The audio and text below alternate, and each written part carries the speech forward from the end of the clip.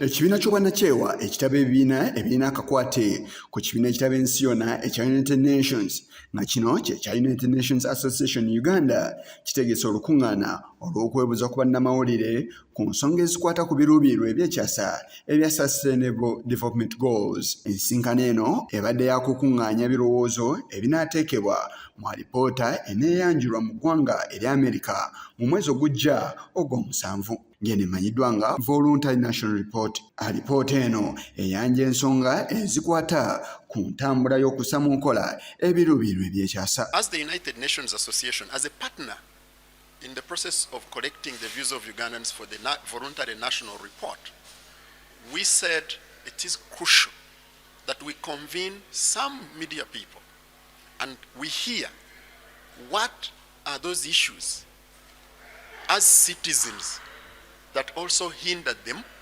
professionally in contributing to the achievement of the Sustainable Development Goals.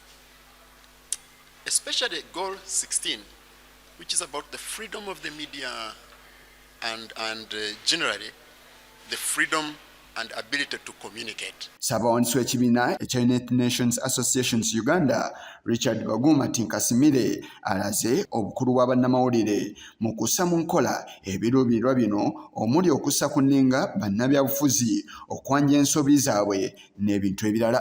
Can create awareness, the media can create knowledge, the media can also create understanding of the deeper issues which hinder development, but also create very important localized and community level discussions on how to get solutions to our own sustainable development challenges.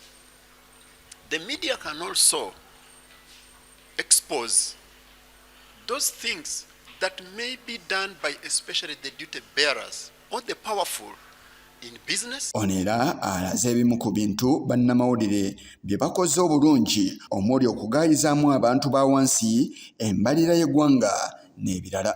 The media has done quite a lot. The other thing is the media has done a job in breaking down the aspects of sustainable development that may sound abstract in English. Yeah, I mean, things like good nutrition. What is the contribution of good nutrition to the attainment of sustainable development goals? Things like the need for food security at the household level.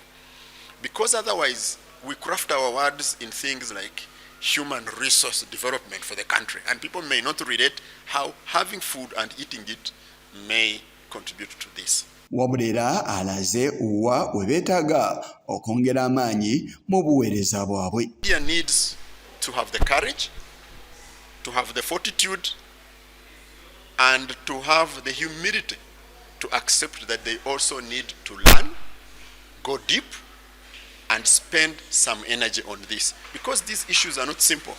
And there is a tendency, of course, for us in the media to take the surface of the story and not go in depth. So the lack of depth has been on the negative side, despite the positive things that the media has done.